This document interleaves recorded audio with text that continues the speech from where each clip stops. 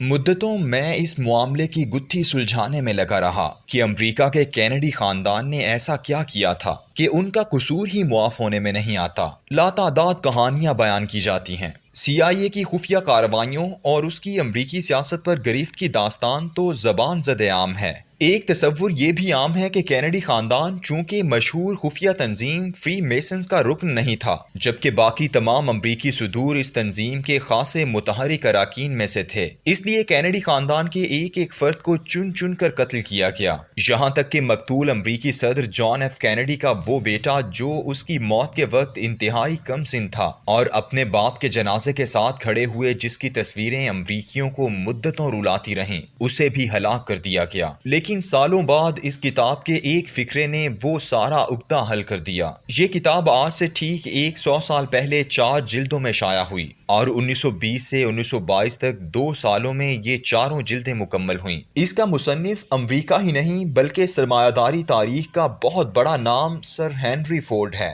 اس شخص کو motor car کا موجد تو نہیں کہہ سکتے، لیکن اس شخص کا پوری دنیا پر ایک احسان ہے کہ اس نے موٹر کار جو ایک امیر آدمی کا کھلونا تھا اسے اپنی پروڈکشن تکنیک کی خوبی سے عام آدمی تک پہنچا دیا۔ اپنے دور کے اہم لوگوں کی طرح ہنری فورڈ خالصتاً ایک کاروباری شخصیت نہیں رہا، بلکہ وہ ارد گرد کے حالات و واقعات پر گہری نظر رکھتا تھا اور اسے امریکی معاشرت، سیاست اور معیشت پر تیزی سے سرایت کرنے والے یہودی غلبے کی وجہ سے شدید پریشانی لاحق تھی۔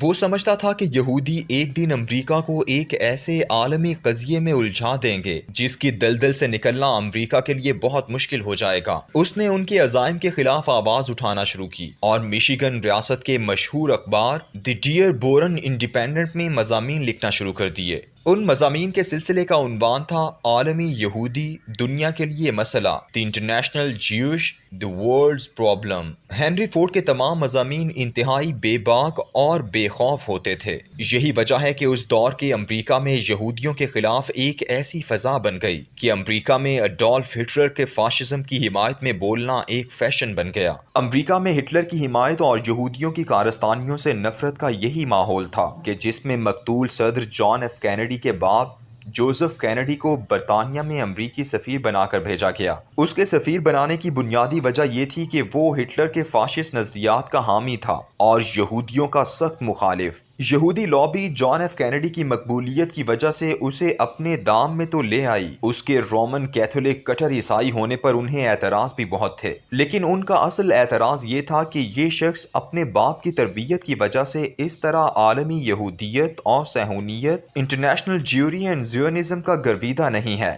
جیسے باقی امریکی صدور ہوتے ہیں۔ جرم تو اس کے باپ کا بھی ناقابل معافی تھا، لیکن جب بیٹے نے بھی پر پرزے نکالے اور آزادانہ سوچنا شروع کیا تو نہ صرف وہ مارا گیا بلکہ پورا خاندان عبرت کا نشان بنا دیا گیا۔ جدید صہیونیت اپنے دشمنوں کا نہ صرف یہ کہ قصور معاف نہیں کرتی بلکہ انہیں عبرت کا نشان بناتی ہے۔ صدام حسین اس کی تازہ ترین مثال ہے۔ اسرائیل کے قیام کے بعد 1948 میں جو عرب اسرائیل جنگ چھڑی، اس جنگ میں یوں تو صدام حسین نے ایک نوجوان کمانڈر کی حیثیت سے حصہ لیا تھا، لیکن بعد میں وہ عراقی سیاست پر آہستہ آہستہ چھاتا چلا گیا۔ اپنے مخصوص محل وقوع اور ایران میں امریکہ مخالف خمینی حکومت کی وجہ سے وہ امریکیوں کا لاڈلا بھی بن گیا، لیکن صہیونی اس کی طاق میں تھے۔ انہیں جیسے ہی موقع ملا پہلے انہوں نے اسے کویت جنگ میں الجھا کر اس پر امریکیوں سے حملہ کروایا اور اس کی پوری معیشت کو زمین بوس کر کے رکھ دیا۔ پابندیاں اس قدر سخت تھیں کہ 10 لاکھ عراقی بچے دوا نہ ملنے کی وجہ سے جاں بحق ہو گئے۔ اس کے بعد جب 11 ستمبر 2001 کا ورلڈ ٹریڈ سینٹر کا واقعہ ہوا، دہشت گردی کے خلاف عالمی جنگ کا آغاز ہوا، تو عالمی سطح پر 2 بڑے جھوٹ بولے گئے۔ ایک یہ کہ صدام کے پاس کیمیائی ہتھیار ہیں اور دوسرا یہ کہ عراق کا القاعدہ کے ساتھ گہرا تعلق ہے۔ یوں صدام حسین کے عراق کو اس قدر برباد کیا گیا کہ دہشت گردی کی جنگ میں امریکہ اور اتحادی افواج کے ہاتھوں شہید ہونے والے مسلمانوں کی تعداد باقی تمام ممالک کی مشترکہ تعداد سے بھی زیادہ ہے۔ اسے ذلت آمیز مقدمے سے گزارا گیا اور اس کی موت کو عبرت کی علامت بنانے کے لیے اس کی ویڈیو لیک کی گئی، اس کے بیٹوں کی لاشوں کی نمائش کی گئی وہ امریکہ جو فساد خلق کے ڈر سے اسامہ بن لادن کی لاش کا تابوت بھی نہیں دکھاتا، صدام حسین سے اپنے انتقام کے ہر لمحے کو ہر خاص و عام تک پہنچاتا ہے۔ یہ امریکہ نہیں بلکہ وہ عالمی صہیونیت کی ذہنیت ہے جس کا تذکرہ بار بار اس 941 صفحات پر مشتمل کتاب میں ملے گا۔ 4 جلدوں میں چھپنے والی اس کتاب کو آہستہ آہستہ لائبریریوں اور کتب خانوں سے غائب کر دیا گیا۔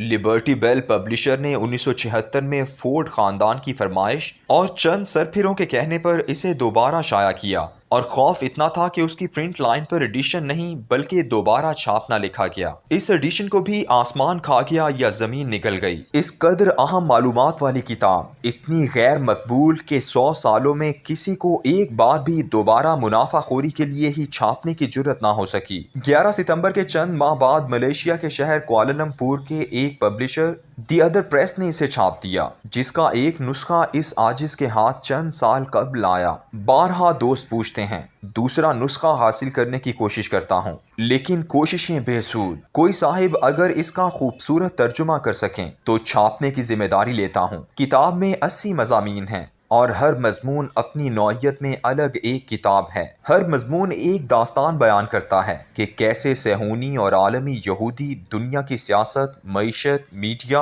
اور مالیاتی نظام پر قبضہ کرتے چلے جا رہے ہیں۔ ہنری فورڈ نے کہا تھا کہ ایک دن ایسا آئے گا کہ امریکہ ایک قومی ریاست نہیں رہے گی بلکہ عالمی یہودیوں اور صہیونیوں کے مفادات کے تحفظ کے لیے کام کرنے والی ایک لمیٹڈ کمپنی بن کر رہ جائے گی، یا اس کے دفاع کی مضبوط چھاونی۔